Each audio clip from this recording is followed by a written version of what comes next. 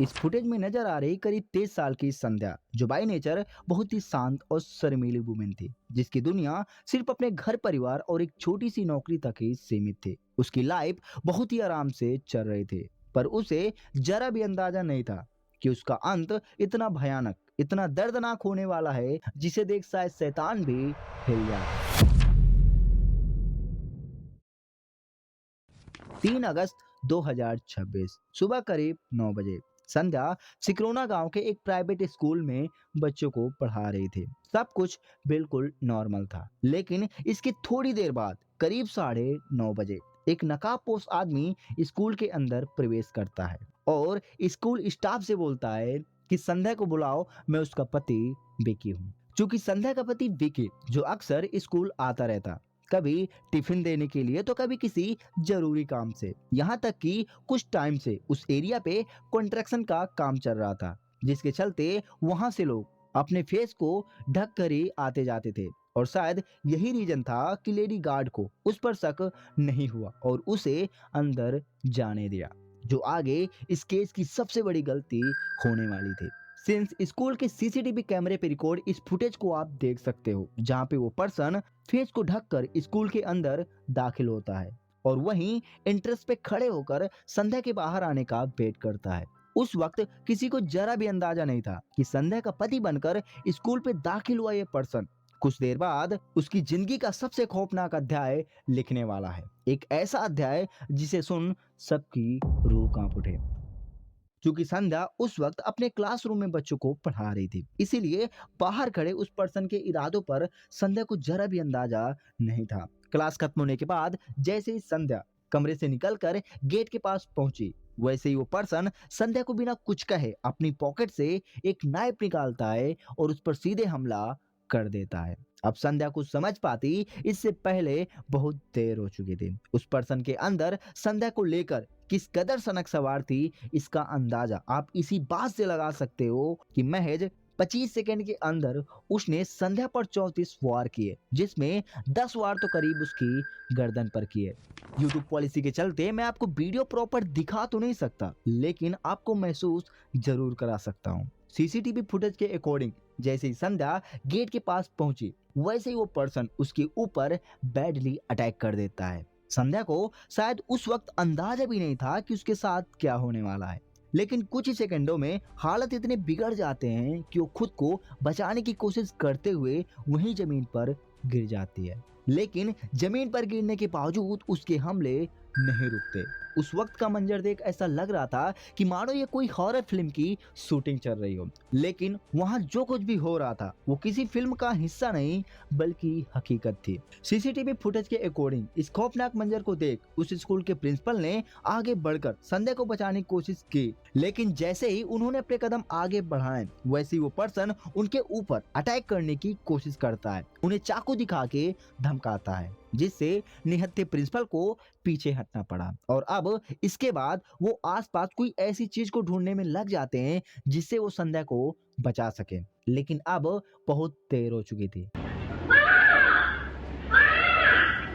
IB team के मुताबिक इस वारदात को अंजाम देने के बाद वो पर्सन वहां से एक अननोन नंबर की बाइक लेकर फरार हो जाता है। इधर संध्या जो जमीन पर लहूलुहान पड़ी थी और उसका खून चारों ओर बिखरा हुआ था, उसे तुरंत आनन फानन में हॉस्पिटल पहुंचाया गया, लेकिन तब तक बहुत देर हो चुकी थी।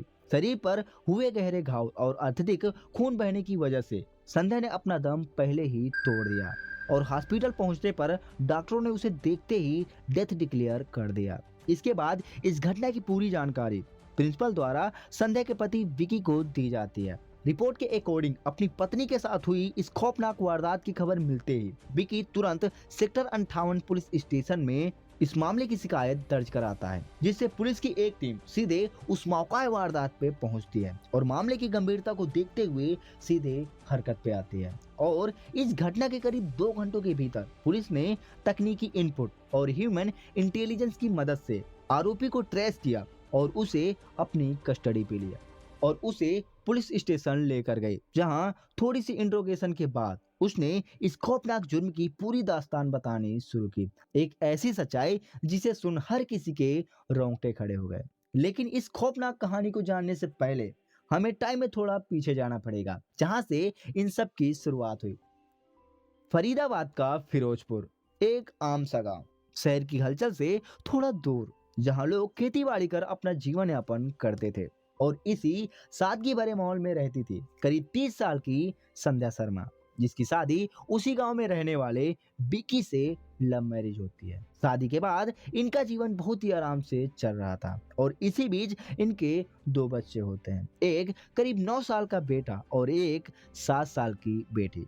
इनकी फाइनेंशियल कंडीशन उतनी ज्यादा स्ट्रॉन्ग नहीं थी, जिससे बच्चों के बेहतर भविष्य और परिवार को संभालने के लिए संध्या ने सिरोही गांव के एक प्राइवेट स्कूल में बच्चों को पढ़ाने का काम शुरू कर दिया, ताकि परिवार को फाइनेंशियली स्ट्रॉन्ग कर सके।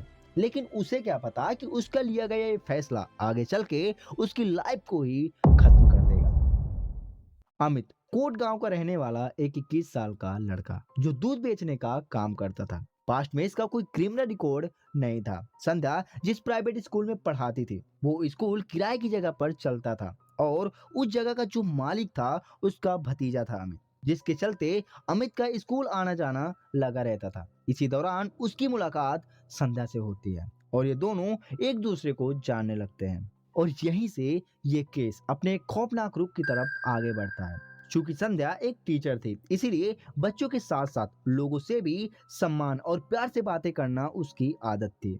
अमित जब भी स्कूल आता, संध्या उससे मुस्कुराकर अच्छे से बात करती, लेकिन उसे क्या पता कि जिस पर्सन से इतना प्यार से अच्छे से बात करती है, वही पर्सन उसकी मौत की असली वजह बनेगा। क्योंकि संध्या की इस सहजता को अमित ने कुछ और ही समझ लिया। उसे लगा कि संध्या के दिल में वही भावनाएं हैं जो वो खुद सोच रहा है। और जब संध्या को अमित की इस गलतफहमी का एहसास हुआ, तो उसने तुरंत उससे दूरी बनाना शुरू कर दिया। लेकिन शायद अब बहुत देर हो चुकी थी, क्योंकि अमित के मन में पैदा हो चुकी गलतफहमियां अब आसानी से खत्म होने वाली नहीं थी। अमित अब संध्या को स्टॉक करने लगा, उसे परेशान करता, यहाँ तक कि कई बार तो उसे ब्लैकमेल करने की कोशिश करता। संध्या जहाँ उसे मिलती, अमित उसे रोकता, उससे बात करने की कोशिश करता। और जब ये सारी चीजें हद से ज्यादा बढ़ गई, तो आखिरकार संध्या ने अपने परिवार को उसकी हरकतों के बारे में सब कुछ बता दिया। इसके बाद संध्या के परिवार वालों ने अमित के घर वालों से उसकी शिकायत की कि वो किस तरीके से संध्या को परेशान करता है। मामला बढ़ा तो पंचायत बैठाई गई, जहां दोनों परिवारों के सामने फोर्सफुली अमित ने अपनी गलती मान ली और भरोसा दिलाया कि अब वो संध्या को कभी परेशान नहीं करेगा। रिपोर्ट के अकॉर्डिंग इसी बीच संध्या के पति विकी ने अमित के खिलाफ पुलिस स्टेशन में एफआईआर भी दर्ज कराई, लेकिन पंचायत में फैसला हो जाने के बाद पुलिस ने इसे ज्यादा सीरियस नहीं लिया और एफआईआर खारिज कर दी। इधर संध्या, जो सिर्फ 3 महीने उस स्कूल में पढ़ाने के बाद वहां से नौकरी छोड़ दी और इसके बाद अपने गांव से 5 से 6 किलोमीटर की दूर सिकरोना गांव के एक सरस्वती सीनियर सेकेंडरी स्कूल को ज्वाइन कर लिया, जहां वो 2nd क्लास तक के स्टूडेंट को पढ़ाती थी। अब सबको लगा कि मामला बिल्कुल शांत हो गया है, लेकिन पंचायत में सबके सामने माफी मांगने वाला अमित अब बदले की आग में जल रहा था और वो किसी न किसी तरीके से अब संध्या से बदला लेना चाहता था। रिपोर्ट के अकॉर्डिंग उसने कई बार पहले भी संध्या को मारने का प्लान बनाया, लेकिन हर बार फेल हो रहा था। अब 3 अगस्त का वो दिन आता है जब वो बेखौफ स्कूल में घुसकर सबके सामने संध्या को मारकर वहां से फरार हो जाता है। इसके बाद जब पुलिस को इन्फॉर्म किया जाता है, तो पुलिस ने करीब 2 घंटों के भीतर उसे अपनी कस्टडी में लिया। इंट्रोगेशन के दौरान अमित ने अपने गुनाह को कबूल किया, लेकिन उसने पुलिस के सामने एक दूसरी कहानी बताई, एक ऐसी कहानी जो इन सब से अलग थी। अमित के अकॉर्डिंग आज से 2 साल पहले संध्या और उसका अफेयर था।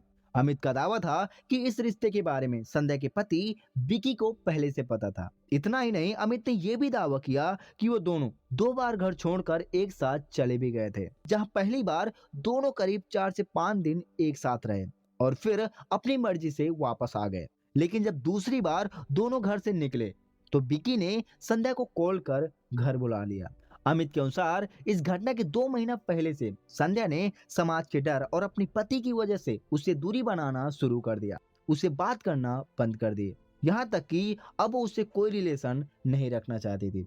और यही बातें धीरे धीरे अमित को खटकने लगी और समय के साथ यही नाराजगी और बदले की भावना इतनी बढ़ गई कि आखिरकार उसे एक ऐसे खौफनाक कदम तक ले गए जिसका अंजाम संध्या की हत्या के रूप में सामने आया। खैर, पुलिस ने आरोपी को 3 दिन की रिमांड पर लिया, जहां पूछताछ के दौरान पुलिस ने सीसीटीवी फुटेज समेत कई अहम सुराग जुटाए। अब पुलिस अमित के मोबाइल फोन, सीडीआर और कॉल रिकॉर्ड्स को गहराई से जांच कर रही है। इसके अलावा संध्या और अमित के बीच पहले हुए संपर्कों और बातचीत की भी पड़ताल की जा रही है, ताकि इस पूरे मामले की कड़ी को एक साथ जोड़ा जाए। खैर, अभी ये केस पेंडिंग पे चल रहा है और जैसे ही कोई ऑफिशियली रिपोर्ट सामने आएगी, मैं आपको अपडेट कर दूंगा।